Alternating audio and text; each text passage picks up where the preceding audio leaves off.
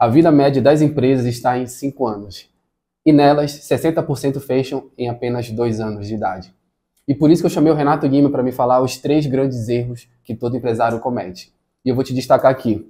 Comportamento, ele fala muito de arrogância, o que gera uma falta de conhecimento.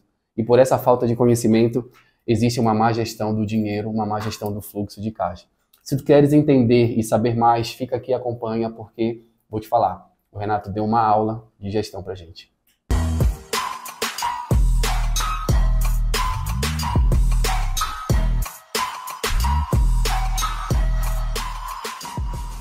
Seja bem-vindos ao mais novo episódio do Segue o Plano, o podcast que abre a mente de quem quer empreender e de quem já vive o mundo dos negócios. E hoje vamos bater um papo com Renato Guima, empresário, consultor e treinador de líderes empresariais, à frente da R Guima Gestão e Educação e criador da Imersão Líderes, maior formação empresarial do norte do país, e já formou mais de 2.000 empresários com sua metodologia. Renato, seja muito bem-vindo. E antes de qualquer coisa, por que a maior imersão empresarial do norte? Maior em quê, cara? Cara, maior em todos os números. Maior em quantidade de conteúdo, não só em horas, né, mas de conteúdo. São 6 módulos, praticamente realmente uma formação completa. Maior em número de alunos, são mais de 2.000 alunos formados. Maior em número de alcance, porque nós temos alunos de toda a região norte. Nós temos alunos do Amazonas, do Amapá, do Tocantins, do Pará, temos até do Maranhão, que é um primo nosso aqui do lado. Você vai considerar essa mozinha legal, faz parte. E maior na altura do palestrante, que eu tenho 2 metros de altura, então é maior também nisso. É maior em tudo. Cara, muito legal. Eu sou muito a favor de termos serviços, produtos, eventos, tudo local, porque eu acho que a gente tem características bem peculiares, né? E pegando esse pano de fundo da tua imersão e já entrando no nosso podcast, qual é o nosso tema hoje, cara? Erros que levam uma empresa à falência. Com esse teu panorama, além dos clientes que tu tens, falando com essas 2.000 pessoas ao longo dessas 16 imersões que tu falaste que fizeste, né? Provavelmente tu sabes quais são os maiores erros que levam uma empresa a fechar, a quebrar. Aí eu te pergunto, qual é o maior erro? Ou tu tem uma lista em um top 5, um top 10? O que tu mais vê de erro, assim, de comum no dia a dia? Cara, na verdade são 16 turmas do Líderes, que são 3 anos, né? Mas a R Lima tem 15 anos de mercado, como eu te falei. Tu já passou muito mais gente aí, cara. Porra, chamei a pessoa certa. E o bacana é que eu comecei no Sebrae, né? Comecei há 15 anos atrás, tenho muito orgulho de falar isso, sempre que eu vou falar, sempre orgulho de falar, que eu fui executivo de uma empresa, do Rapidão Cometa, que hoje é FedEx Brasil. Eu só trabalhei nessa empresa. Então eu trilhei uma carreira desde garotinho, 16 para 17 anos ali, estagiário, trainee. E quando eu saí do Rapidão Cometa, eu fiz o concurso e fui trabalhar como consultor no Sebrae. Me habilitei ali, fiz todo o trabalho para conseguir atender pelo Sebrae. Então eu atendia empresas muito pequenas mesmo. Então nessa jornada, desde uma empresa que faturava, sei lá, um microempreendedor individual, né, até empresas que faturam bilhões, eu já ouvi de tudo, de todas as coisas que envolvem, né? Mas se eu puder, eu sempre relaciono 3 grandes causas, digamos assim, de uma empresa quebrar. A primeira delas, ela é a má gestão de fluxo de caixa. As empresas brasileiras, mas nortistas especialmente, elas não fazem ou fazem mal feito a gestão de fluxo de caixa. E normalmente são surpreendidas por isso, porque a má gestão de fluxo de caixa vai sufocando a operação, né? Vai sufocando o empresário. E aí tem a segunda razão disso, né? Que é a falta de conhecimento, e especialmente de conhecimento de gestão e de pessoas, de liderança de pessoas. Então você tem um problema grave de problema de fluxo de caixa, que é agravado pela falta de conhecimento de gestão, conhecimento do negócio, conhecimento do mercado, conhecimento dos concorrentes, conhecimento de pessoas, uma série de conhecimento. Uma série de coisas. E o terceiro ponto, na verdade, já é comportamental, que é a arrogância. A arrogância do empresário, né? Desse líder que está à frente da empresa, que ele é arrogante no sentido de não buscar ajuda, de não buscar conhecimento, de não entender que ele precisa desenvolver competências. Então, por exemplo, eu já fui procurado muito por cara Pronto, puta advogado, cara, um ótimo advogado, um cara muito bem sucedido como advogado. Aí ele decide abrir um escritório de advocacia. Então, não, vou abrir um escritório, vou juntar vários advogados, vou montar uma estrutura e vou arrebentar. Quando ele deixa de ser um autônomo, um profissional liberal e passa a ser um empresário com um escritório e muitas coisas, ele vai ter que ter conhecimento de gestão que ele não aprendeu na faculdade. A faculdade não ensina mesmo. Pois é. E essa transição de operacional para gestão que é difícil. Aí o cara é um ótimo chefe de cozinha. O cara é um renomado chefe de cozinha. Aí ele diz, não, vou abrir um restaurante porque o meu nome, a minha competência para fazer os pratos vai fazer o restaurante ter sucesso. Aí quebra com 6 meses. Cara, tu fizeste uma trajetória aqui que eu achei bem interessante, para ver se eu entendi. Pelo cara ter um comportamento, um soft skill não tão desenvolvido, como tu falaste, arrogante, ele provavelmente vai começar a gerir mal e trazer pessoas não tão qualificadas, até pela arrogância dele de não ter pessoas tão boas quanto ele, que gera resultado lá no fluxo de caixa dele.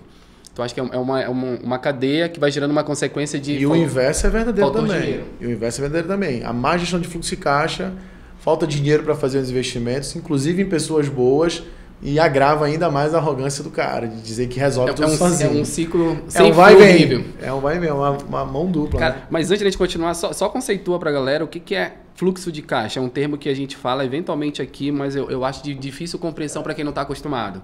Gestão de fluxo de caixa, eu sempre digo que é a coisa mais simples, mais básica e, ao mesmo tempo, é a mais importante de qualquer negócio. É a gestão entre entradas e saídas, a gestão entre receitas e despesas. E a maioria dos empresários, eles vivem a gente brinca, né? Eles vivem no regime de competência, não no regime de caixa. Então chega no dia 30 do mês, o camarada vai lá e fatura 50 mil reais, 100 mil reais, 1 milhão de reais. Só que ele faturou 30, 60, 90, 120, 150. Cara, eu ia te falar esse exemplo hoje. Eu estava numa reunião, uma clínica bem grande aqui em Belém. Aí eu perguntei, quanto tu fatura esse mês? Aí ela me deu, ou na verdade em setembro, ela me deu o valor que entrou. Só que dentro da área da saúde, né, tu fatura aqui, tu recebe entre 60 e 90 dias. Então o que ela está recebendo mês passado, ela faturou... Nossa, 90 dias atrás. 90 dias atrás. E já pagou imposto. Pronto, esse aí é o clássico problema de fluxo de caixa. Esse é o clássico. É o descasamento entre o prazo médio de recebimento, né, e o prazo médio de pagamento, digamos assim. Porque ela pagou todas as despesas dela com 30 dias, né? Funcionário é 30 dias, energia é 30 dias, aluguel é 30 dias, impostos, salvo alguns negócios que são antecipados, impostos, mas impostos sobre vendas e sobre lucro é 30 dias. Os fornecedores, a agência de marketing do cara é 30 dias. Prestador de serviço em geral. A contabilidade do cara, tudo é 30 dias. E até o material de escritório que ele compra, vai lá, não passa no cartão de crédito 30 Só dias. não é 30 dias o que ele vai receber. Aí ele tem 30 dias para pagar e ele tem 60, 90, 120 dias para receber. Aí o que acontece? Esse descasamento faz com que ele não tenha uma boa gestão disso. Então, em alguns momentos, ele tem um déficit de caixa e aí ele começa um processo de endividamento. Cara, e ele não entende que ele financia a operação. Ele financia. Na verdade, o que financia a operação é o lucro. Só que esse é o grande problema, inclusive, dos gurus da internet. Porque hoje, o que se vende hoje? Hoje se vende uma ideia de você crescer, dobrar, triplicar o seu faturamento em 3 meses, 2 meses. Startup. Porque isso vende. E eu não vou te dizer que algum dia na minha vida eu não usei uma nomenclatura como essa. Mas isso, no mundo real... É difícil. É muito difícil. A menos que, se você está diante de uma empresa, então o que eu acredito? Eu estou numa empresa. Essa empresa tem caixa. Tem uma reserva financeira sólida.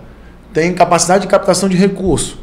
E é sólida, ela consegue dobrar o faturamento em 6 meses.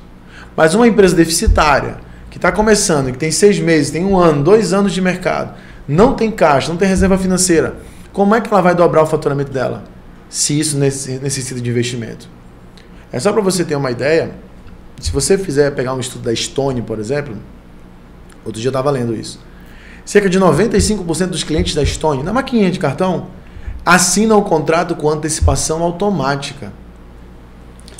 Isso que eu ia te perguntar, antecipação. Antes de eu te perguntar, fala um pouco dessa questão de antecipar recebíveis, cara. Por que o cara antecipa? Ele antecipa para tapar um buraco no fluxo de caixa dele. Agora, quando ele antecipa, as antecipações, por exemplo, elas em média de 6 a 10 meses, elas podem chegar até 10% de taxa de juros de antecipação. Então o negócio do cara nem tem um lucro de 10%. E ele paga 10% só de taxa de antecipação. Porque ele precisa tapar o fluxo de caixa. Então a má gestão de fluxo de caixa, ela é que normalmente pega o empresário de surpresa. Porque ele começa a crescer, vender a prazo, para receber no futuro. E ele começa a crescer o faturamento dele. E ele começa a antecipar, e essa antecipação vai corroendo ainda mais o fluxo de caixa dele. Vai comendo todo o lucro. Vai comendo o lucro dele. É literalmente aquilo, o cara só troca dinheiro. Ele troca dinheiro. E aí ele, empolgado com o crescimento em regime de competência, porque ele está vendendo bem em regime de competência, se o contador trouxer uma DRE para ele em regime de competência, ele diz, meu Deus, bombei. Eu tô rico. E tem uns empresários que olham a DRE lá em regime de competência, olham o faturamento, diz, caraca, faturei 1 milhão, 200, 300 mil a mais, então o meu Prolabore que eu estava tirando 10, eu vou tirar 40 esse mês. Enquanto que, na verdade, aquele dinheiro não entrou no caixa. Renato, eu posso dizer que é daí desse pequeno problema, dessa visão meio míope do empresário, que dá aquela sensação nos caras de, porra, trabalho, faturo, mas não vejo dinheiro. É daí que vem essa sensação de não ver o dinheiro? É exatamente disso. É exatamente do ciclo, né, do descasamento entre as receitas e as despesas dele. Mas não é um ciclo de quantidade, de volume. Não é que ele pague, não necessariamente ele paga mais do que ele recebe, mas ele paga antes do que ele recebe. Então ele tem uma necessidade de capital de giro antes do recebimento dele. Aí ele vai lá e traz a valor presente, ele vai lá e antecipa esses recebíveis. Só que essa antecipação de recebível vem junto... Tem um custo. O custo, né? Os juros da antecipação. O custo da operação. E esses juros vai corroendo a lucratividade. Então se você parar para pensar, isso deveria ser o pontapé inicial da vida empresarial. Eu deveria começar. Mas como é que você começa uma vida empresarial com gestão de fluxo de caixa se a maioria das pessoas não faz essa gestão de fluxo de caixa na própria vida pessoal? Cara, eu ia falar a mesma coisa. O cara não faz. Inclusive, né, nessa reunião que eu te falei que eu fui dessa clínica, eu estava falando com os gestores, né, que estavam abaixo dos sócios. E eu falei assim, cara, se a gente não tiver uma educação financeira doméstica, a gente não consegue ter uma educação financeira empresarial. Porque empresas são feitas de pessoas. Então, se eu não consigo controlar R$10 em casa, vou controlar aqui dentro. Talvez falta até essa questão de gestão de fluxo de caixa doméstico. Que a gente não teve na faculdade nem na escola, né? Nossos pais não tiveram. Meus pais não me ensinaram isso aí, pô, nem a faculdade. Eu vou aprendendo com as pessoas que vêm aqui, com livros que a gente vai ganhando e tudo mais. Mas pegando esse nós somos encorajados primeiro. E depois, em algum momento, ensinados a valorizar o ganho e não a gestão do ganho. Cara, perfeito. Então você tem a comunicação hoje no mundo digital, em outros lugares, e não fazendo crítica a quem está lá, tem muita coisa boa, mas a maioria é sempre te ensinando a ganhar, a prosperar, a fazer dinheiro. Só que, na verdade, não é quem ganha mais dinheiro que de fato prospera. É quem gasta melhor. É quem administra melhor o recurso. Administra melhor esse movimento de receitas e despesas. Cara, aí vieram duas coisas na minha cabeça, Renato. Uma é essa pra mim é uma febre, tipo uma epidemia, cara, que tem desses gurus de investimento. O pessoal só fala em investir como se tu pegasse R$1.000 e investisse lá, vai ficar rico. Eles esquecem que para tu investir, tu precisa sobrar. E tu só sobra trabalhando e gerindo melhor o teu dinheiro. Então, tu só vai conseguir investir se tu trabalhar, sobrar e ter dinheiro para investir. É mais ou menos por aí, cara?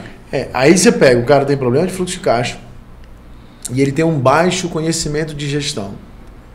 E baixo conhecimento também de gestão de outras áreas, não só da área financeira. Gestão comercial, de estratégia de negócio. Ele tem um baixo conhecimento de gestão de pessoas, de gestão da operação. Então, existem outros problemas na empresa que não são no fluxo de caixa. O fluxo de caixa é só o fim da linha, é só a consequência. Aí o cara começa a ter rotatividade de funcionário, então ele está sempre demitindo gente, contratando gente, isso tem um custo.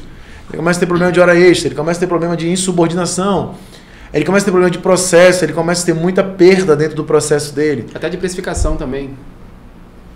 De informação de preço, aí ele tem problema de venda, então ele até consegue atrair cliente, mas o cliente não fica, ele perde cliente.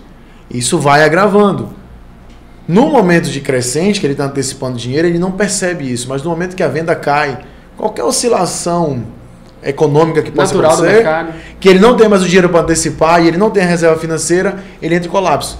Só para te ter uma ideia, tá inclusive no meu primeiro livro, que foi publicado na época da pandemia, no primeiro ano de pandemia, cerca de 800 mil empresas fecharam no Brasil. Aí o Sebrae fez um estudo sobre isso e mostrou que essas empresas, cerca de 80% dessas empresas, elas eram micro e pequenas empresas. E essas empresas só tinham capital de giro para 21 dias. A gente chama de disponível, na contabilidade chama de disponível. É o dinheiro disponível. O dinheiro que está no caixa do cara para ele pagar a despesa de hoje. Os caras só tinham dinheiro para 21 dias. Então imagina, lockdown de 14, comeu 14. Depois mais um lockdown de 14, o cara quebrou. Porque não tinha recurso. E aí ele foi perceber que, na verdade, ele achava que tinha um negócio próspero e sólido, mas ele não tinha. Agora, ele não iria perceber isso se ele estivesse vendendo e antecipando. Ele não ia perceber. Quando que ele iria perceber? Se acontecesse da venda dele cair. Então, tu imagina, tem empresa que fecha um mês depois do concorrente abrir do lado dela. O cara tem lá uma lojinha, uma farmácia, uma ótica, uma sapataria, alguma coisa. Um mês depois o concorrente abre do lado dele, aí pega 40% da venda dele. O que pode acontecer? Pode. Não que vá ficar, porque às vezes o concorrente ele tira 50% da tua venda, mas não fica, o cliente volta. E o cliente vê que não foi legal, o cliente volta. O cara não tem fôlego nem para esperar o cliente voltar. Ele quebra. E vive no limite.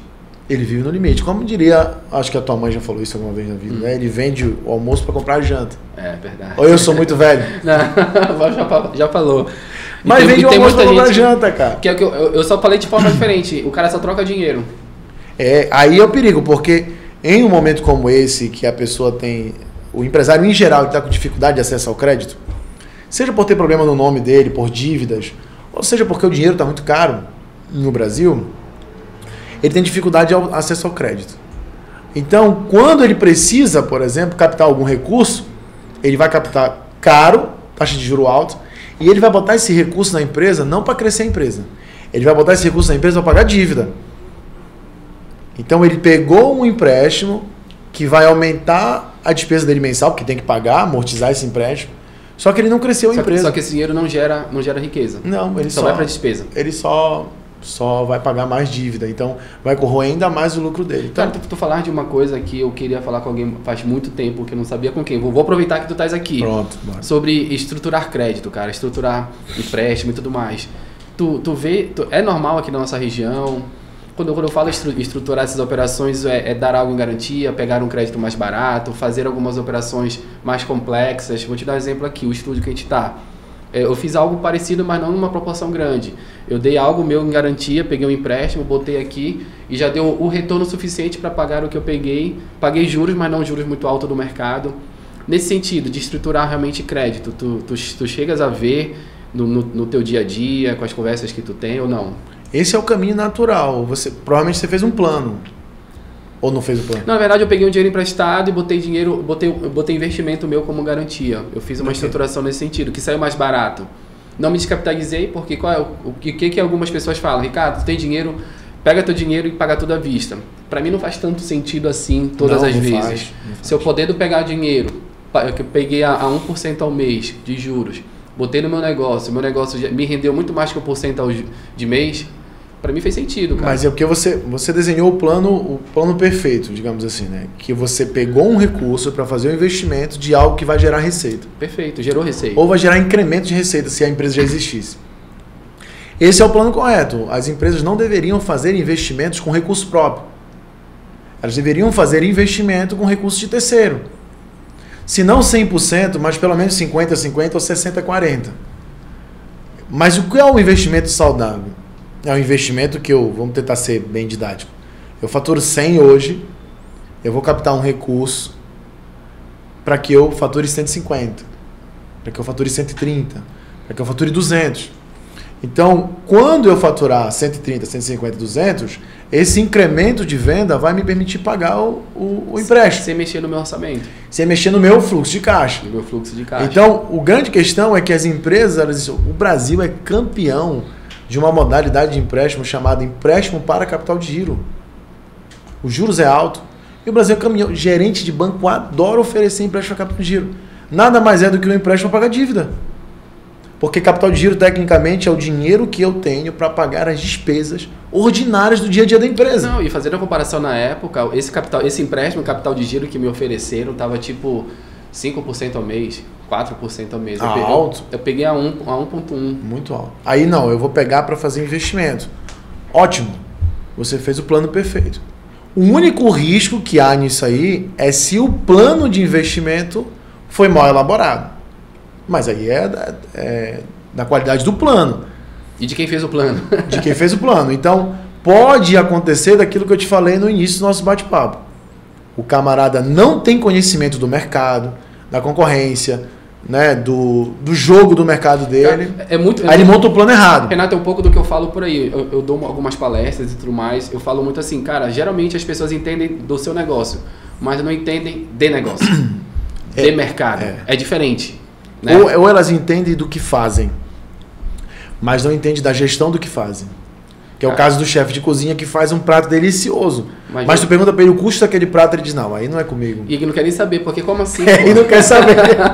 Ele não quer saber. Como assim eu vou comprar uma manteiga mais barata? Vai comprar, aí eu aconselho, cara, arruma um sócio que sabe. Porque aí é o mundo perfeito, né? Eu entendo do que eu faço e eu tenho um sócio que entende da gestão, dos números, dos indicadores. Aí é o mundo perfeito. Aí bate muito naquilo que tu falaste, que é falta de conhecimento. O cara não vai nem atrás, né? O cara quer ficar na bolha dele. Na verdade, todas as outras coisas, se você for ver, todos os outros problemas, né? Queda acentuada. Que o pessoal fala, uma queda repentina de vendas, né? Prejuízos. Uma pandemia. O aumento da tributação e tal. Isso vai girar e vai parar em duas coisas. Falta de conhecimento de gestão do negócio, do mercado, etc. E falta de conhecimento, falta de capacidade de liderança das pessoas, que está muito relacionado com a arrogância, com essa visão empresarial de que eu não preciso aprender porque eu sou bom, eu sou empresário e eu não preciso aprender. Isso faz muito sentido, porque a gente fala com muita gente também, como eu te falei, a gente tem um banco aqui de 200 clientes, e alguns clientes já passaram, já quebraram, e eu lembro de alguns que quebraram, Renato, que eles falavam assim, Ricardo, não preciso disso porque eu sei o que eu faço. Eu estou nisso há 15 anos e está dando certo. Só que, cara, é muito forte dentro de mim o seguinte, que o que me trouxe até aqui, me trouxe até aqui. Não garante meu futuro. Então eu preciso sempre me aperfeiçoar para coisas novas. É isso que tu estás falando? É isso. Eu já vi muita gente falar isso também. Só que eu sempre digo o seguinte. Se a empresa não está evoluindo em todas as áreas, melhorando a estratégia, melhorando o posicionamento, melhorando as pessoas, melhorando os processos, melhorando as finanças, se ela não está evoluindo e o empresário está muito satisfeito, é porque não tem concorrente. Não tem concorrente. O dia que chegar um concorrente de verdade, essa empresa vai sentir. Então, eu sempre falo lá na Imersão Líderes, eu falo pro pessoal, digo, pessoal, até o pessoal fica chocado quando eu falo isso, de primeiro, né? Falo, pessoal, vocês... é muito fácil competir na região norte. É muito fácil. O mercado aqui é medíocre. Aí o pessoal, quem que tá falando que é medíocre? Não. Aí eu falo, faz o seguinte, relaciona para mim 5 concorrentes diretos da tua empresa que te ameaçam diretamente. Aí o cara começa. Pô, não tem 5. Tem 3. 3,5. Tem um que é... Ou quando não, ele chama de concorrente, tipo, o cara fatura 1 milhão e o concorrente dele fatura 50 milhões. Não é teu concorrente direto. Concorrente. O cara tá numa outra camada que você. Concorrente direto, você não tem mais do que 5 concorrentes. Cara, isso é verdade. Eu fiz uma reflexão rápida aqui. Não tem. Você não tem, eu não tenho. Eu tenho 2, cara. E eu tento bater papo, inclusive eu quero falar com vocês, cara. Eu quero tomar um café com vocês, cara. Aí o cara tá desesperado pensando no concorrente, achando que o problema é o concorrente, porque é arrogante, ele não quer buscar conhecimento. O problema está dentro da empresa dele, o problema está na gestão dele. Então, isso é o grande mal hoje na nossa região, é que as pessoas, elas não estão buscando, não em geral, assim, mas até porque não existe, nada é absoluto, mas uma grande parte das pessoas não está buscando conhecimento. Aí está culpando o governo, É sempre um terceiro. É sempre um terceiro. E eu não acho, assim, na verdade eu não acredito em político nenhum. Para mim, nenhum político vai resolver a nossa vida, o nosso problema. Não vai. Nenhum. Nem de direita, nem de esquerda, nenhum. Não adianta terceirizar a nossa vida. Não acredito em nenhum. Eu tenho 40 anos, então, pelo menos 30 anos, 25 anos eu me entendo alguma coisa já fala de política, de vida, né? De meu pai falar e tal. E eu nunca vi melhorar, eu nunca vi, de fato, os políticos brasileiros trabalharem, de fato, para facilitar a vida do empresário. Eu nunca vi. Eu vi alguma coisinha aí recentemente, uma reforma aqui, uma reforma ali, mas logo vem uma reforma tributária que aumenta a tributação nossa e de todo mundo. E vai vir mesmo, vai dar... Então, se o cara for esperar que o governo faça alguma coisa, não vai. Aí o cara vai jogar pro concorrente. Meu irmão, Ricardo, o que tem de gente, eu chamo no meu livro de a empresa Xerox, né? Não sei se o pessoal aqui é do tempo da Xerox. Eles acham que não, mas eu sou. A empresa cópia. A empresa cópia. Se o concorrente faz, eu faço. Se o concorrente não faz, eu não faço. Se o concorrente faz errado, eu faço também, porque eu tenho que fazer o que o concorrente está fazendo. Quando vê, o cara está se arrebentando, porque o concorrente pode estar indo em direção ao abismo. E o cara só faz porque o concorrente faz. Não, e pegando já... Não inova nada, não faz nada. E pegando o que tu falaste, Renato, eu acho que se o concorrente faz, provavelmente o fluxo de caixa dele permite fazer algo assim que o teu não permite. Ainda tem essa Ainda tem esse detalhe. Né? Eu vou te dar um exemplo. Aqui no escritório, a gente tem não é hábito, é uma cultura nossa, que inclusive é uma coisa que eu quero falar de ti sobre cultura. O primeiro mês do nosso cliente é sempre gratuito. As pessoas não entendem. E a gente tem um fluxo de caixa para isso. A gente consegue fazer o cara não pagar para a gente. E uma estratégia nossa é essa, um pouco de dar antes de receber. Se o meu cliente hoje meu concorrente for fazer algo parecido, será que ele tem o mesmo fôlego que eu? Será que ele tem a equipe com a cultura de vamos trabalhar de graça e entregar a mesma coisa? Então é muita coisa envolvida, só copiar não funciona. Não é? Ao contrário, né? Copiar vai dar problema, né? Fora que você fica refém de ser uma empresa que não consegue inovar. Você nunca lança nada, você nunca faz nada diferente, porque você só faz o que o concorrente faz. Então, tu pode ver. É tipo aquilo, deu certo para ele, vai dar para mim. As promoções são todas iguais, né? Os planos são todos iguais. Então, Deus tem me dado a graça até de ser reconhecido por alguns projetos que a gente ajudou a construir dentro da região norte, em Belém, no interior do estado, que era exatamente a antítese disso. Procurava o inverso disso. Procurava fazer o que o concorrente não está fazendo. Procurava pensar numa forma diferente de literalmente operar. Fora da caixa. E isso vai afetar a operação da empresa. Só que aí, para a gente fechar o ponto do fluxo de caixa, como é que tu fazes um empresário que está endividado, que está vendendo de manhã para antecipar à tarde pagar as contas, como é que tu faz esse cara endividado, sem caixa, sem gestão de caixa, sem equipe, pensar fora da caixa? Inovar, ser criativo, lançar algo novo. É muito difícil, porque ele está literalmente alienado ali, ele está refém daquela operação. Cara, eu falei que está numa espiral tão ruim que ele não tem segurança de pensar algo diferente. E quer só resolver aquele problema de falta de dinheiro. É mais ou menos isso. Ele quer só resolver o problema de falta de dinheiro. E aí ele pode ir aos extremos, né? Depreciar o produto, depreciar o serviço. Empréstimo atrás de empréstimo, deixar de pagar o imposto. Contratar gente ruim, só porque é mais barato. A pessoa é mais barata, uma faixa salarial mais barata. Já corta o marketing, que é o que faz o cara vender, aí tu começa a... Aí vai, corta o marketing. Aí de repente a empresa cresce, aí quebra. Faz os arranjos, né?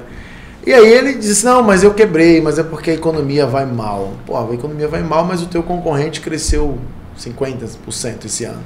Como é que a economia vai mal? Como é que um país de 210 milhões de habitantes, um mercado consumidor assustador como esse, o efeito macroeconômico afeta a minha empresa?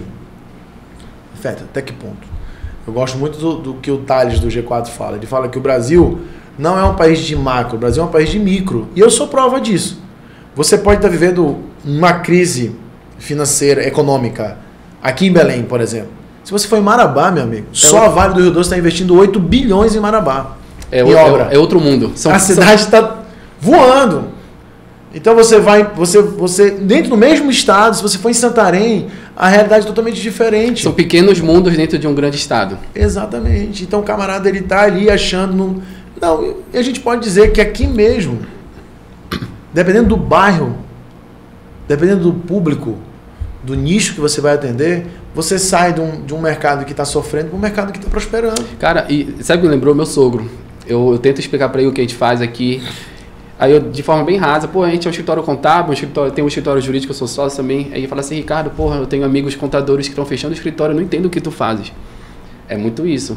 Porque provavelmente os antigos, que eu falo que é o old money, estão falando com pessoas que já estão quebrando, que já estão cansadas, que não entendem um pouco de fluxo de caixa, que não entendem conceito de marketing, de comunicação, de audiovisual e tudo mais, que a gente entende. A gente está falando com pessoas muito mais engajadas e com conhecimento muito mais... Tu acha, Ricardo, que as pessoas querem de fato mudar ou fazer algo novo? Isso que você está fazendo aqui? Pois é, isso aqui não... Elas não querem não, cara. Não querem o trabalho. Não querem. Enquanto tiver cliente, tiver gente pagando... Eu vou falar, eu sou prestador de serviço também. A gente, prestador de serviço, a maioria dos prestadores de serviço, eles não querem ter trabalho. Eles querem só receber. Eles não querem ter trabalho. Então, se o cara montou um pacote ali, ele empacotou um serviço, desenhou bacana e botou no mercado, ele está vendendo. Ele nem preocupa quantos clientes estão saindo. Ele preocupa que ele está faturando, ele está vendendo. O saldo está no positivo. Os clientes estão saindo, estão dizendo para ele, cara, você precisa se reinventar, você precisa melhorar, você precisa olhar mais para o cliente e tal. Ele não está preocupado com isso, ele vai se preocupar quando... acabar de entrar cliente. Quando acabar. Aí normalmente aí já é tarde demais. Mas aí onde entra a cultura. Tu achas que falta uma cultura mais empreendedora na nossa região como um todo? Tu acha, inclusive, que isso é um erro nosso local? São várias perguntas que eu quero fazer para ti ao mesmo tempo. Uma delas existe algum erro que tu vê que Pode dar mais água. Pode, cara, é tua. Existe algum erro que tu vê que é muito da região norte, como algo peculiar da região norte? Outra pergunta, a questão da cultura. Tu acha que falta um pouco de cultura de empreender, de prosperidade aqui na região norte? Me fala um pouco de peculiaridade daqui, cara. Eu acho que o problema da cultura empreendedora foi quando a parte ruim da cultura coach entrou no mundo empreendedor. Né? Por que eu estou te dizendo isso? Calma. Não cancela, não apaga. Por que eu estou te dizendo isso? Porque existe uma galera do mundo coach, do alto desenvolvimento, da alta performance, que tenta passar uma visão de que as coisas são muito fáceis. Né? De que se você não pegou os 5 passos para ficar milionário e não aplicou e não ficou milionário, é porque você é um cara fraco, ruim. Entendeu? Você não é alta performance. Você não é alta performance.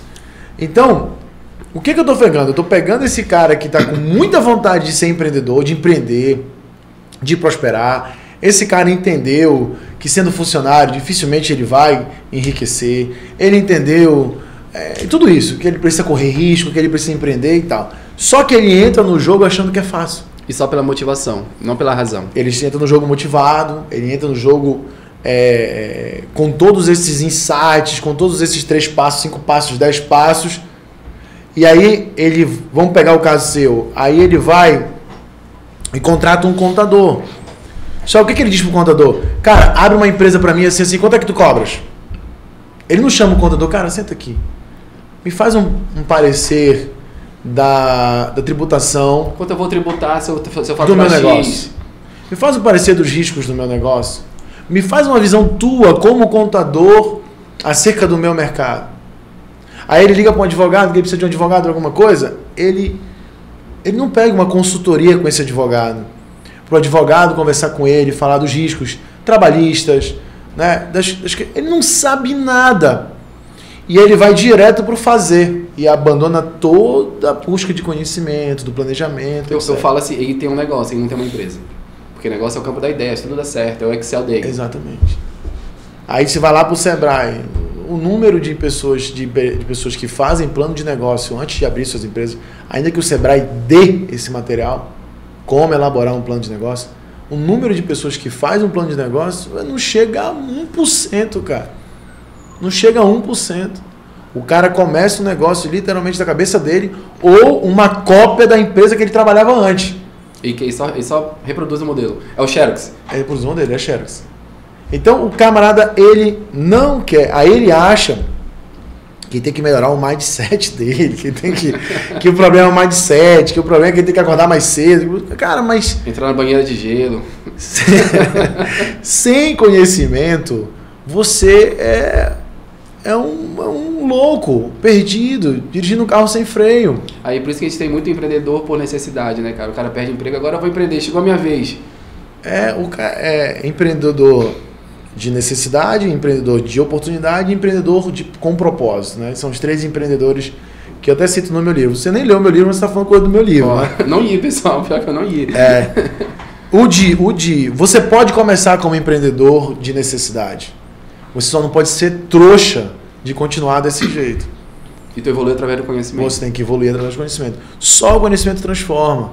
Por mais que isso pareça clichê, eu acredito muito na Bíblia, na Palavra de Deus, acredito em tudo que está na Palavra de Deus, está tudo lá, cara. Eu falo, é o maior manual do mundo. Está tudo lá. Conhecereis a verdade. O que é a verdade? É o conhecimento. Se você for lá para os filósofos, Platão, Sócrates, todo mundo já falava na busca da verdade. A busca da verdade é o conhecimento. Só que hoje a galera está achando que a verdade está num vídeo de 3 minutos. É um conhecimento muito raso de 30 agora, segundos. Né, não, a verdade está lá com publicações científicas, análises, estudos. Está dentro de profissionais com 5, 10, 15, 20 anos de história. Livros. Que estudaram por isso, que estudaram para isso. Então eu sempre faço esse paralelo. O camarada tem 3 pessoas na vida dele. Ele tem contador, advogado e consultor. Ele não valoriza nenhum dos 3 como deveria de fato. Eu posso colocar o consultor como mentor, Renato, porque eu vejo muita dificuldade do nortista como um todo sentar na cadeira de mentorado. Lembra quando eu te falei assim? Ele pode até ir para São Paulo, viu os caras lá em São Paulo, mas daqui ele era onde ia chegar. Lembra que eu te falei que a gente tem um evento, o GP Start e tudo mais, para uma galera que está começando. E a gente ouviu de gente falando assim, pô, e é barato, é só para manter o custo, a gente cobra R$500, só para pagar o custo. E ele falou assim, pô, vou pagar R$500 para vir um paraense falando, porra, velho, não faz sentido na minha cabeça, cara. Enfim, será que a gente não faz negócio? Eu digo para todo mundo, o cara que empreende tem resultado no norte, cara, e consegue empreender em qualquer lugar, cara. A questão também é a definição de sucesso nisso aí, que eu acho que é muito perigosa. Porque também a internet, os gurus, eles colocaram a definição de sucesso igual a dinheiro. Cara, é isso mesmo, eu falo. Igual a muito dinheiro. Então a fórmula do cara, sucesso é igual a muito dinheiro. Presta atenção. Aí, tem um professor meu, que eu não vou falar o nome dele, fica sacanagem. Mas o cara me deu aula de contabilidade. É funcionário da Receita Federal. Não é um cara milionário. Não é um cara muito rico. Mas o sucesso... Mas o volume de conhecimento desse cara e o reconhecimento que ele tem na profissão dele, na academia, no conselho de contabilidade e tudo mais, é um puta sucesso dentro da profissão dele. Então imagina sentar com esse cara e conversar com esse cara 1, 2 horas ou contratar uma consultoria desse cara. Mas eu digo não, eu não posso contratar esse cara, porque esse cara não é milionário. Então as pessoas enlouqueceram, cara. Né? Eu até falo assim, uma mulher de 77 anos que parou de trabalhar para cuidar dos 4 filhos e agora vive ali rodeada de filhos e netos, ela teve sucesso? Aí o pessoal, sempre que eu faço palestra, o pessoal, não teve, outros não. Eu falo, a sociedade diria que essa mulher não teve sucesso. Mas essa mulher é minha mãe. Essa mulher é muito bem sucedida. Ela é muito feliz, porque ela escolheu ser a melhor mãe que ela poderia ser para os filhos dela. Eu acredito muito no que tu fala, e para mim sucesso é tu conseguir chegar onde tu escolheste chegar.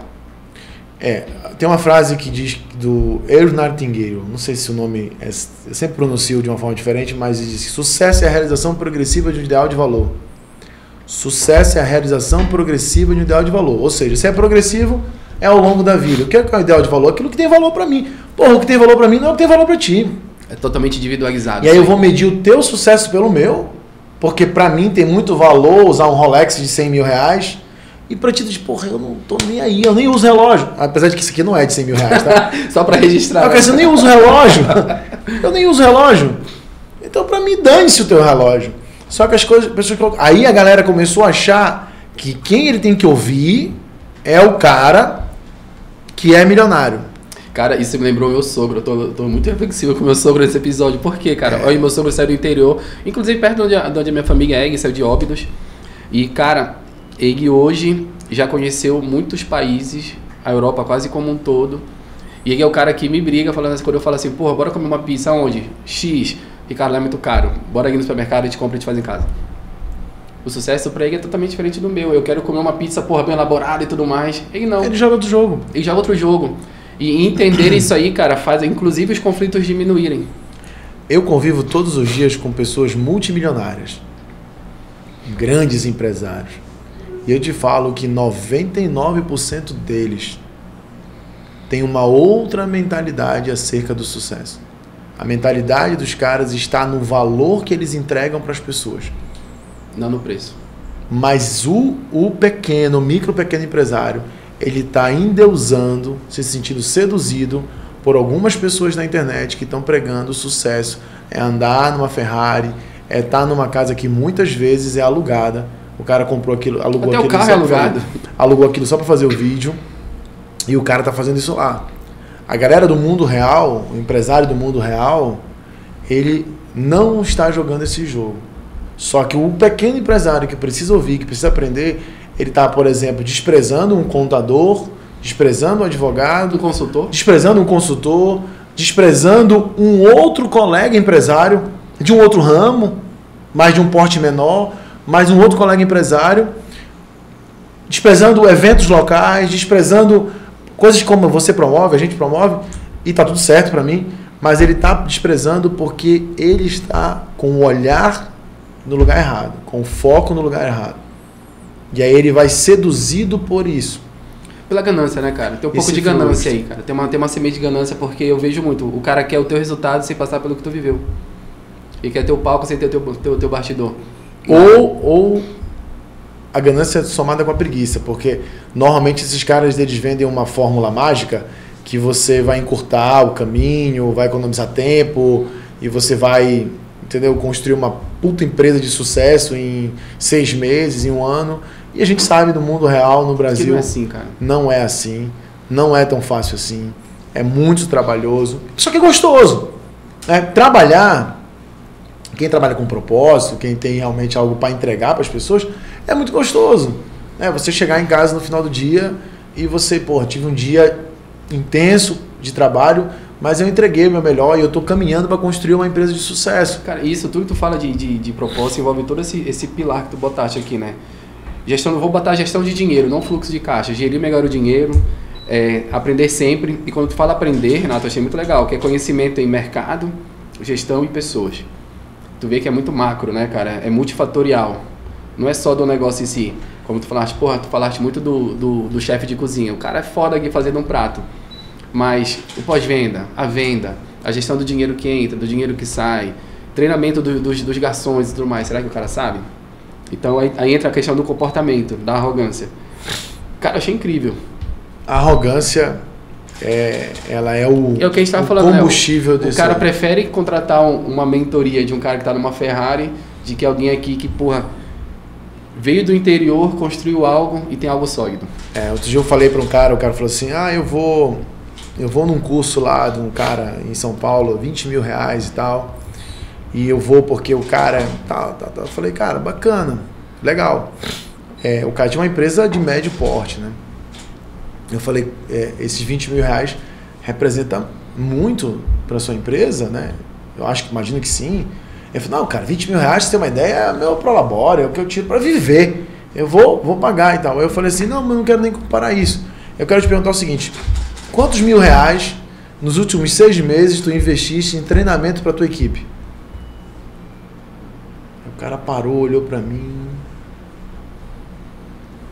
Pois é, cara, não. Eu falei, então, tu vai pegar 20 mil agora e tu vai botar tudo em ti.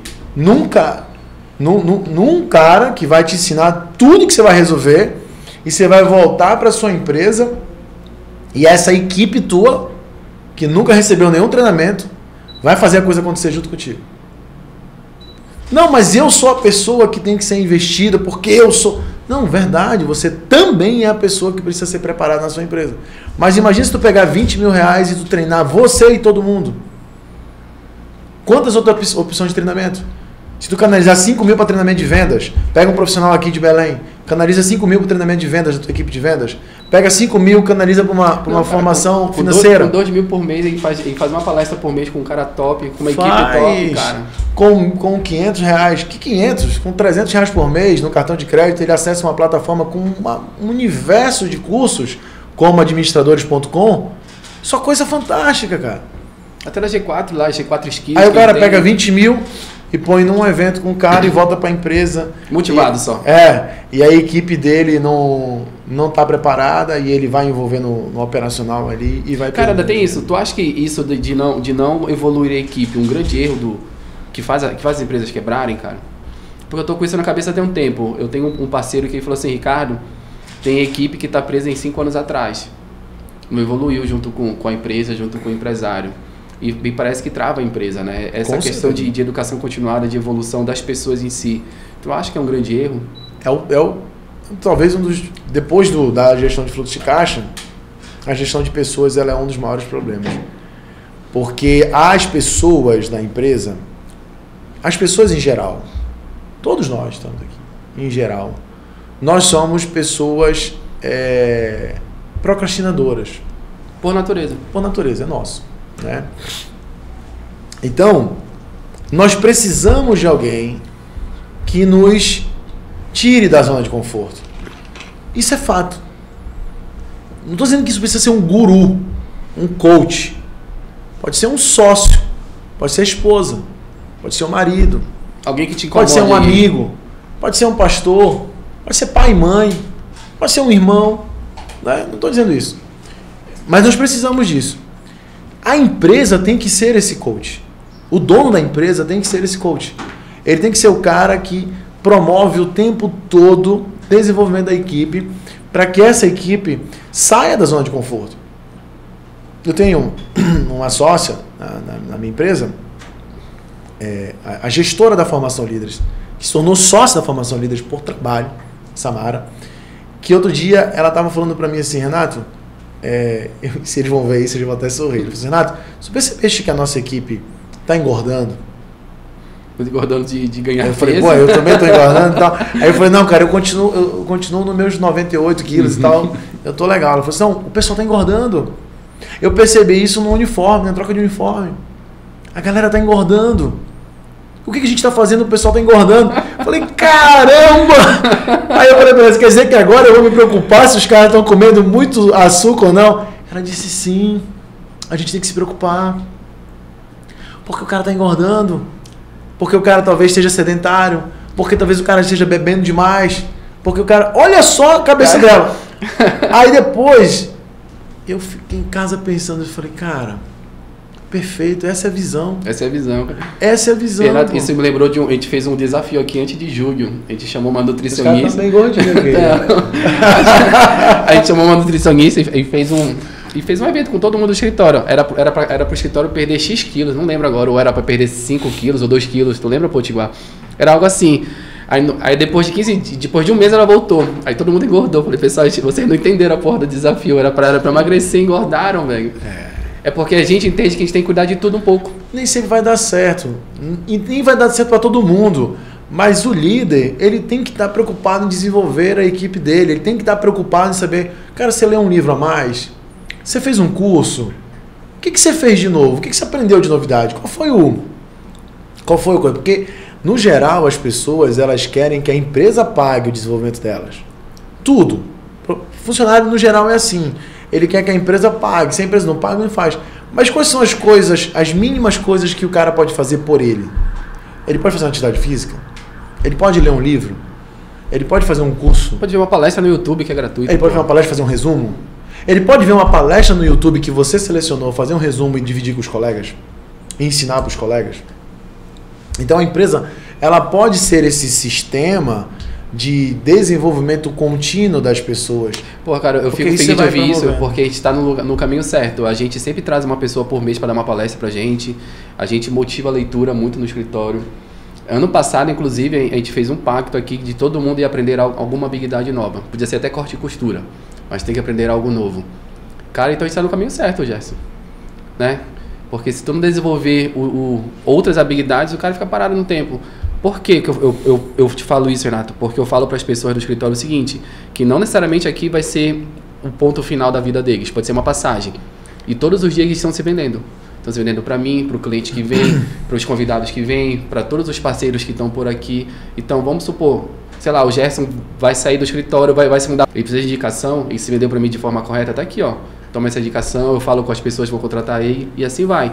É um eterno vendedor, que as pessoas não têm essa mentalidade. E na prática, assim, isso, a sua visão tá certa, acontece, mas não é a regra.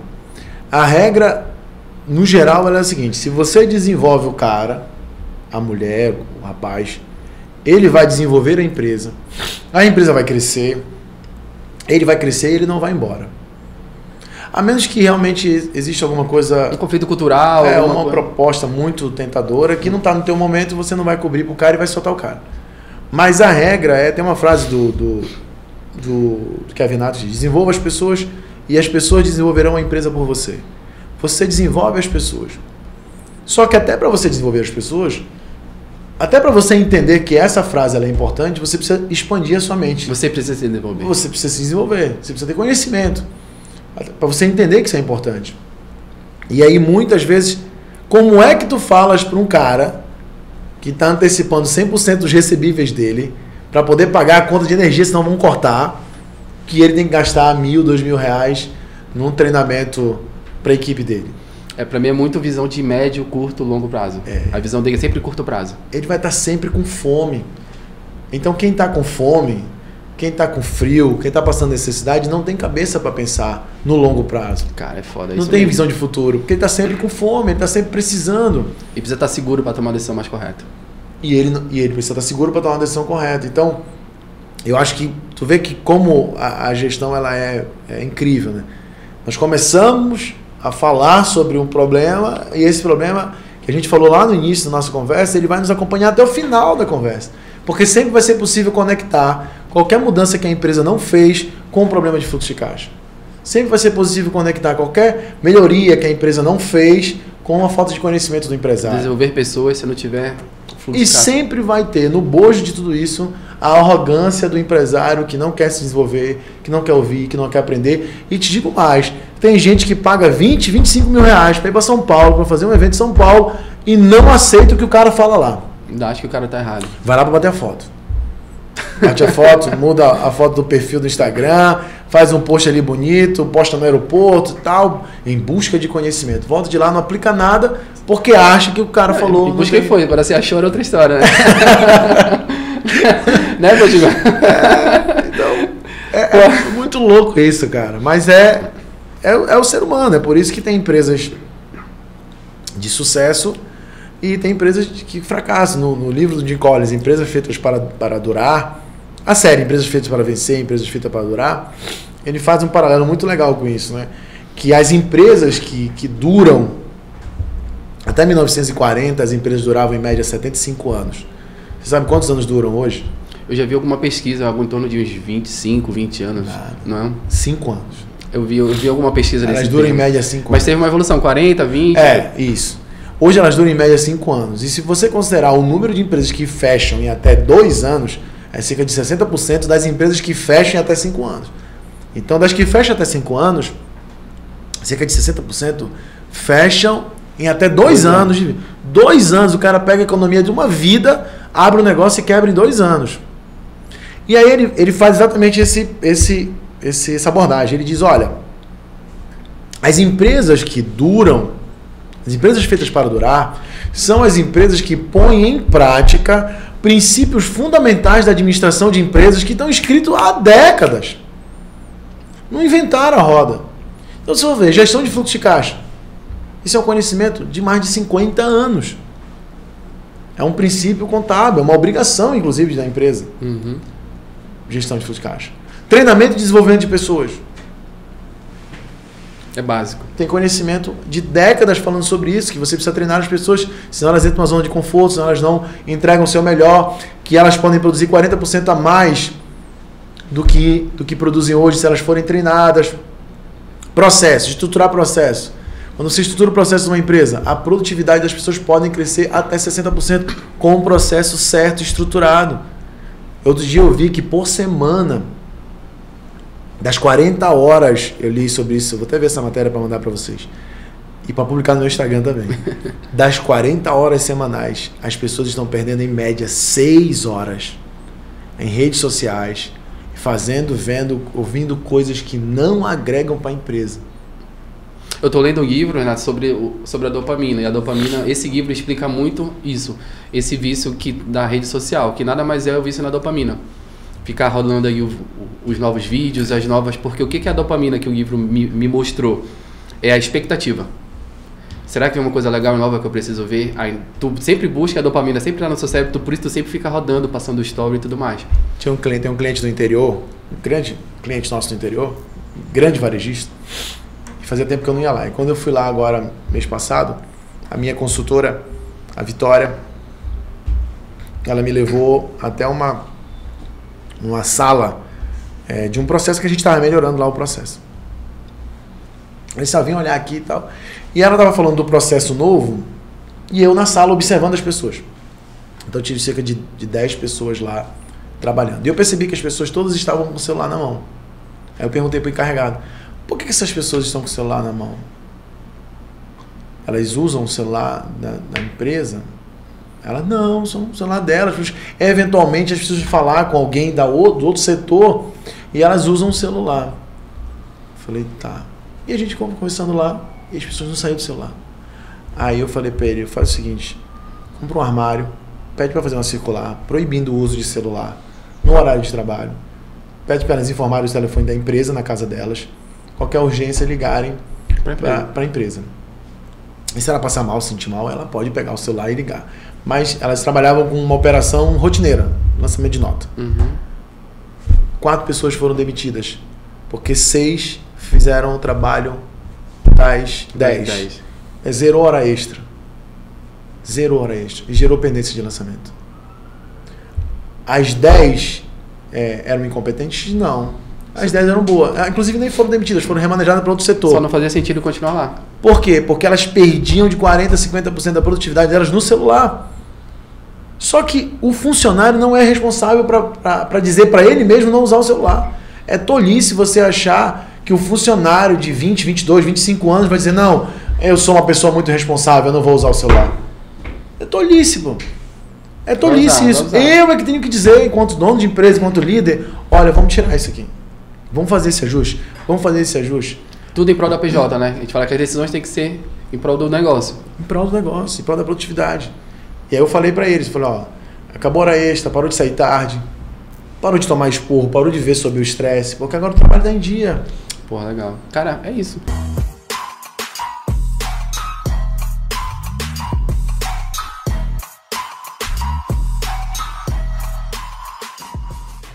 E Gerson, eu tava vendo, já tem quase 1 hora, Gerson. Pois é. A gente fala pra porra aqui. Falou quantos da pauta? Eu só fiz 2 perguntas do Tá batendo essa meta da pauta? Renato, vamos pra reta final. Porque eu não faço podcast atrás do corte, né? Eu não sou bom de corte. Você pegou falando... Então a gente vai engatando uma coisa na outra, cara. Tu tem que me parar porque eu não sou bom nisso. Não, mas pra mim foi incrível. Pra mim, a gente tratou realmente nos principais erros. Aí eu queria saber de ti, já indo para a reta final, tu falasse um pouco da tua imersão, desse teu evento. Me explica como é que funciona, explica para a galera que escuta a gente, porque a gente precisa saber que existe coisa assim na nossa região. Legal, assim, eu tenho 15 anos à frente da R Lima Consultoria, como eu te falei, a R Lima Gestão e Educação. Há 3 anos nós lançamos um braço educacional na nossa empresa, que tinha como objetivo inicial formar líderes empresariais. Formar em conhecimento realmente técnico, prático, para ele aplicar na empresa dele. Então nós estruturamos uma formação que ela tem 6 módulos: estratégia, gestão de pessoas, gestão comercial, gestão de processos, gestão financeira e liderança. Sexta, sábado e domingo. São 3 dias, são 30 horas, mais de 30 horas de formação, e a pessoa tem um plano pronto para sair e aplicar na empresa dela. Tu cria um plano de negócio com ela aqui, nesses 6 pilares? Cria um plano para ela aplicar nos 6 pilares da empresa dela. Pô, legal. Né? Que é a metodologia com foco em gestão, com foco em resultados. Que tu aplica nos teus clientes? Na nossa consultoria e tudo mais. E aí, nós já estamos na 17ª turma, agora em novembro, a 17ª turma nossa, num projeto que começou timidamente com uma turma de 50 alunos, já formamos mais de 2.000 líderes entre empresários e gestores de empresa, porque a gente encoraja o empresário a trazer a equipe. o gestor, né? O gestor dele, gerente, até supervisor, para participar do curso e ser formado nessa metodologia, tem diploma, certificação, coisa bem bacana. Então, é um projeto que agora a gente está expandindo a nossa área educacional para outros cursos, ainda no âmbito presencial. A gente tem alguma coisa online, mas é restrito aos nossos alunos do Líderes ainda. E a gente está expandindo isso. 2025 vai vir muita coisa nova aí ligada a curso e tudo mais. A formação Líderes, ela é fantástica. NPS 9.9. Assim. Cara, incrível. Um amigo meu deu nota baixa e perdeu esse 0.1. Acho que sacana, velho. A NPS fantástica. Só para não deixar 10, de propósito. Mas... convido seu público aí, os seus... não sei se é seguidor não, né? É público, deixa do jeito que tá. É público, né? A galera que escuta seu aí. Seu público que escuta, que vê, que conheça, né? @rlima. Eu posso falar? Pode, cara, tem que falar. Tá na hora de falar? É o corte, Vila. @imersão líderes, é o da formação líderes. Leaders, né? No inglês, líder. E @rlima consultoria, que é da nossa consultoria. Porra, legal. Estamos na reta E final. você está convidado. Não estarei lá. A participar 22, 23. Já vou até travar a agenda 24 de novembro, aqui em Belém. Nós estamos nas últimas vagas já, graças a Deus. Porra, pode deixar que eu estarei lá, cara. Sexta, sábado e domingo. Sexta, sábado e domingo. No domingo termina um pouco mais cedo, mas sexta e sábado é punk aí. É punk. A gente entra... Mas sexta o dia todo é só a parte da noite? Não. O dia todo. O dia todo. De manhã, tarde. O evento começa às 8 e vai até às 22 horas. Porra, sexta e sábado. É puxado. Aí no domingo a gente encerra ali 17, 18 horas. Não, vou sim. Pode mandar o convite que estarei lá. Então pronto. Gerson, reta final. Alguns aqui, Portugal. Recados, obrigado, Vai, Portugal. isso é importante. Tem um livro, você tem que falar do livro que você ganhou. Livro, cara. Porra, Potiguar. Cara, ganhei 2 livros aqui, Entre Planos e Ações e Gestão de Resultados. Me fala um pouco dos livros, cara. Ele vai me ajudar em quê, na verdade? Só pra mostrar pra galera. Tira uma foto aí, pô, Gerson. Pois é, tira uma foto aí. Pronto, foto tirada. Vai me ajudar em quê, cara, esses livros? Acha onde? Cara, o primeiro, o azul, é gestão pura, né? Como estruturar a gestão, os pilares fundamentais da gestão, do básico da gestão de uma empresa, gestão de pessoas, finanças, com muitos cases reais de clientes nossos. Fala de fluxo de caixa também, é importante. O capítulo 7, inclusive, só fala de fluxo de caixa. Porra, legal, cara. Capítulo 7. E esse outro aqui, o Planos e Ações? Entre Planos e Ações foi um livro que surgiu porque eu tinha relacionado 7 pontos que eu via nos empresários de sucesso que convivem comigo, que a gente atende na consultoria, e eu via exatamente coisas que esses empresários têm e que faziam muita diferença na vida deles. Tipo hábitos comuns, por exemplo, disciplina, foco, valorização da equipe. Por exemplo, o último capítulo desse livro é a importância de você comemorar as suas conquistas. Cara, eu comemoro. Todo final de mês eu comemoro. Eu paguei todas as contas do mês. Comemoro. Então, a gente não comemora, cara. Pequenas conquistas. Normalmente o empresário não comemora e não vibra com as suas conquistas. E isso ele deixa de alimentar o engajamento, a motivação dele, porque ele não comemora. Então eu comecei a relacionar os 7 pontos. Todos os meus livros têm 7 capítulos, né? Os 7 pontos disso aí. Eu acho que é meu cabalístico esses 7, Gerson. Tem alguma coisa aí por trás. Inclusive, o novo livro que eu não lancei, mas já foi publicado, já está pronto, que é o Obra-Prima da Excelência, Como Construir uma Empresa Excelente. O Obra-Prima, ele é a explicação, né, o desdobramento da metodologia que eu criei, que está no meu primeiro livro, que é o Método Prima, mas aí a gente vai ter que gravar um outro podcast já para te fica explicar. Marcado aí, cara. Para te explicar sobre isso. E acha onde, Renato? Só na editora aqui, Yes Books? Acha na Amazon, né? Tá na Amazon? A gente é quase obrigado a vender na Amazon, né? Tem que estar lá, senão... No sócio lá. Mas acha no link no meu Instagram, a gente tem uma lojinha virtual, você clica lá, vai direto compra, lá. recebe em casa o livro, 2. Sabe o que eu senti falta, Gerson? Só um autógrafo aqui. Dedicatória. Quem dedicatória. faz autógrafo é quem é famoso, eu não sou famoso. O que tu acha, Gerson, disso aí? Faltou uma dedicatória. Mas, ó, recados agora. Já falou o Instagram, já até antecipou aqui os recados, mas ó, acompanha a gente. O principal recado que eu nunca posso esquecer é de compartilhar, Renato, porque assim, cara, tu vieste aqui, não me cobraste nada, tiraste um pouco do teu tempo para falar muito conhecimento, que foi muito conhecimento mesmo hoje que tu falaste aqui. Essa aula de fluxo de caixa, de como isso impacta na empresa, porra, foi foda, foi muito bom. Obrigado pelo teu tempo, então compartilha para 2, 3, eu ouvi dizer que dá até azar se não compartilhar, Gerson. Pô, o cara veio aqui, saiu entre um cliente e outro e veio. Compartilha. Com 7 pessoas. 7 pessoas, olha aí, com 7 pessoas. Exatamente. E ó, o podcast todo dia 1, 10 e 20, a gente tá lá, religiosamente lá postando. Iremos pra 4ª temporada, se duvidar, iremos pra muitas temporadas. E trazendo gente da nossa região. Já tivemos gente de fora, mas o foco mesmo é falar com a galera daqui. E Renato, queres falar alguma coisa?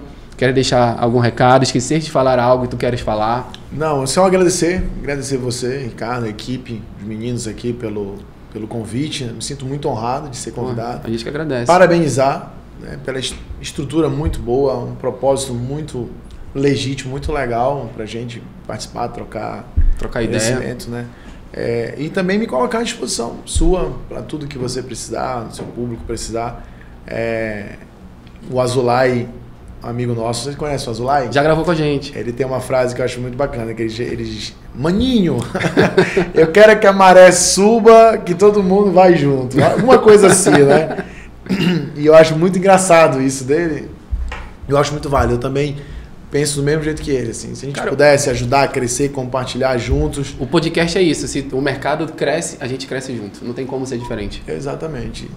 Então conta comigo. Sucesso aí nesse projeto, parabéns pela equipe bacana. Quando lançar o livro, vem aqui bater um papo sobre o livro. Pois quando eu lançar o Obra-Prima, eu vou bora bater e falar pedir um horário aqui para falar sobre Sabe o que a gente vai fazer, cara? A gente vai ler e vai discutir o livro, cara. Eu tenho vontade de fazer um podcast assim, cara. Pronto, isso aí é legal, cara. Eu já ouvi alguns podcasts de discussão de livro, assim, falar pontos e tal. E destrinchando o livro, cara. Eu acho que vai ser um bate-papo legal. O livro escrever um livro é sempre desafiador. Os meus eu escrevi mesmo, ninguém escreveu para mim. Né? Não foi o ChatGPT, não. Não foi, não. E aí, a gente sempre se orgulha muito, né? O livro traz um pouco da minha história de vida, né? São 22 anos trabalhando com gestão, desde quando entrei na faculdade. E não tem como não aprender nada aqui. Tem que aprender, cara. Muita coisa. Cara, só para resumir aqui o podcast, 3 grandes erros a gente pegou aqui. Má gestão de fluxo de caixa, falta de conhecimento, e conhecimento no mercado, gestão em pessoas e comportamento. Eu acho que foi o que a gente aprendeu aqui, Gerson. Então, e Renato, tudo aquilo que está em torno disso, né? Tudo aquilo que gira em torno disso. As consequências que isso gera.